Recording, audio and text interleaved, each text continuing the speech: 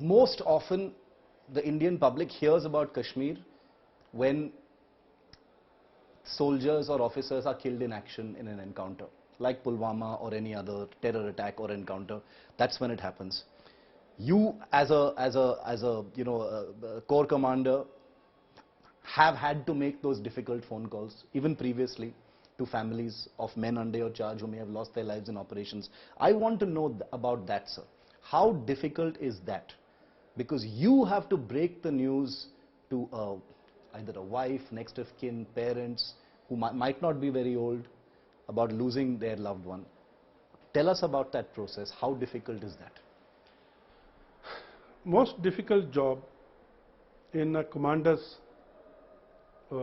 service career is to salute your comrades for the one last time and lay the wreath. This particular press conference and this photograph on the cover of the book happened after I had laid the wreath on the mortal remains of Major Vibhuti Dondial and the soldiers who got killed in action during the Pinglana operation, where we eliminated Ghazi. Straight from the war memorial, I came to the press conference.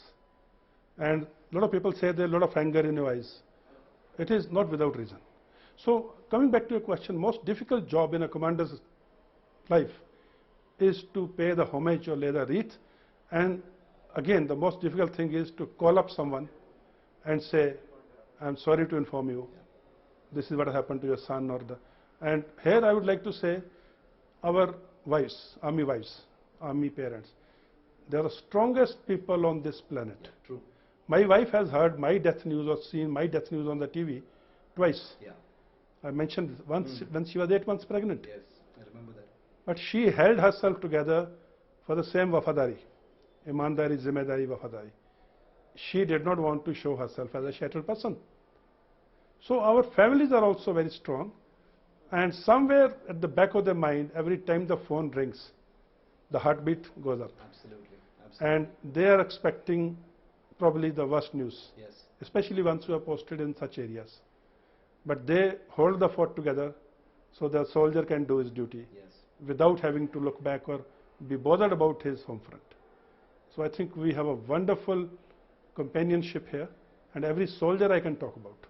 On that, very sobering note, and a reminder to all of us as citizens is, perhaps to, make a country that's worth protecting. It's not a proverb or a cliche, because, we cannot, unfortunately, meet all of our soldiers and thank them personally, but we can be good Indian citizens and make a country that's worth protecting. And as the General said, military families are truly made of something else. So our salute not just to soldiers and generals, but also to those families. And what better tribute could there be to those who were lost in Pulwama and other terror attacks than a book that pays tribute as well as remembers and talks about everything and has a forward-looking perspective on how the country has changed, is changing, and will be changing in the days ahead. General Dhillon, thank you very much.